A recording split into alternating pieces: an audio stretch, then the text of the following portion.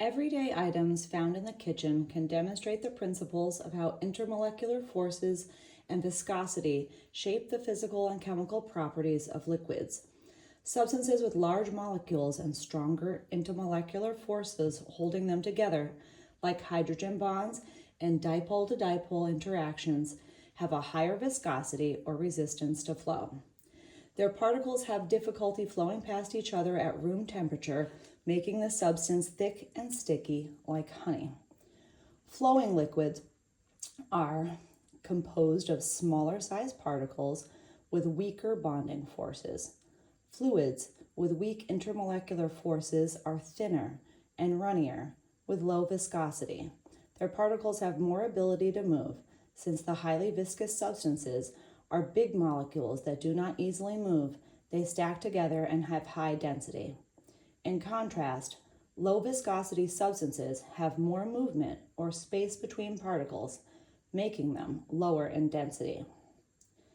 This easily repeated experiment demonstrates the difference in viscosity of 5 common kitchen items by carefully layering them and observing the rate at which objects fall through them, the varying viscosities. I have a graduated cylinder, but any glass or vase can be used for this lab. I have gathered honey, corn syrup, dish soap, water, and oil to model how differences in viscosity will separate substances. The first layer will be honey, which has the highest viscosity, ranging from 2,000 to 3,000 centipoise. Honey is a blend of water and large molecules of natural sugars, which often contain a hydroxide group that form hydrogen bonds with the water, making particle motion difficult, which is why honey is slow to pour. Honey should remain at the base of this column, undisturbed by the addition of the other liquids. The next layer will be corn syrup. I added a drop of coloring to visually differentiate the layers. The amount of watery dye decreases the viscosity, but only a negligible amount. Light corn syrup's viscosity is similar to honey's, from 2,000 to 3,000 centipoise, but it is less dense and it should layer above the honey.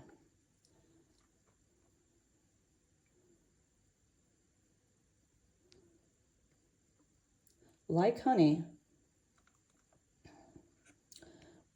corn syrup contains large sugar molecules capable of hydrogen bonding with water. I'll go ahead and pour this. Both honey and corn syrup will experience dipole-dipole attractions and dispersion forces, all contributing to the slow flow rate. Typically, the mixture for corn syrup contains a higher percentage of water than honey, making it less dense and layer above the honey, even if the viscosity is the same. Dish soap with the next layer, it's a mixture of water and cleaning agents, which make micelles or clusters ready to improve cleaning with intermolecular forces. The micelles have a side that attracts the water molecules and forms strong hydrogen bonds, and a side that repels water and breaks down oils during cleaning.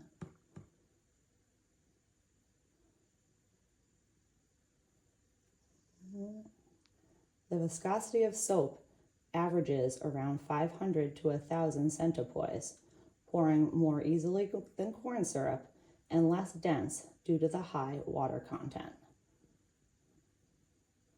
The fourth layer will be water, which has a viscosity of 1 centipoise at room temperature, flowing freely as it pours. Small water molecules form hydrogen bonds that can stretch, bend, break, and reform with the particle movement. Despite strong intermolecular forces, water's viscosity is the lowest in this experiment, as the small molecules have more freedom and kinetic energy to move about.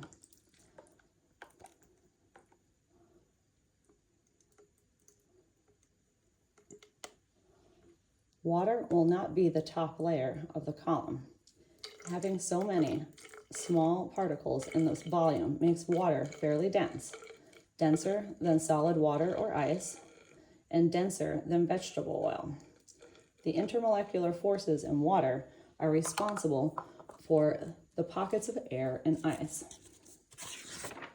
cohesion, adhesion, and the close arrangement of particles in liquid water, which creates its low viscosity. The last layer is canola oil, with a viscosity of 78.2 centipoise. It is thicker and more resistant to flow than water. The oil molecules consist of long, fatty chains experiencing van der Waals forces, which are extensive due to the size of the molecule. The viscosity of the oils is instrumental in cooking and machines, providing just the amount of resistance to flow at specific temperatures for optimal performance.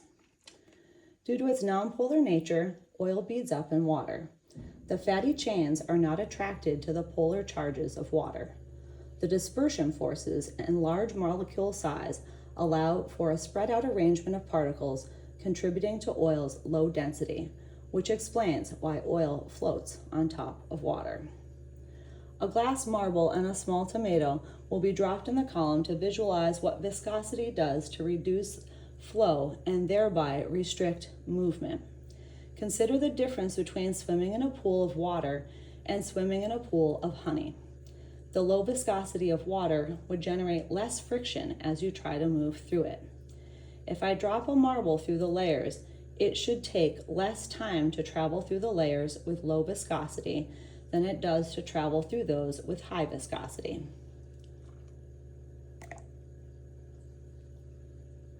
It may be difficult to see at the top of this trial, but timing how long it takes for items to move through a fluid is another method of exploring viscosity.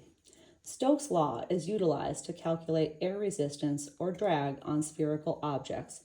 By comparing the marble's falling speed in a substance to its falling rate in air, the viscosity of a substance can be determined. Viscosity and intermolecular forces are integral to a substance's physical and chemical properties. Strong intermolecular forces and large particle size create high viscosity, slowing motion and increasing friction, as the falling marble demonstrates. Fluids with smaller particles will experience lower viscosity as they have more ability to move freely, accounting for water's low viscosity despite strong intermolecular bonds. This experiment helped connect scientific principles to observable differences in everyday substances.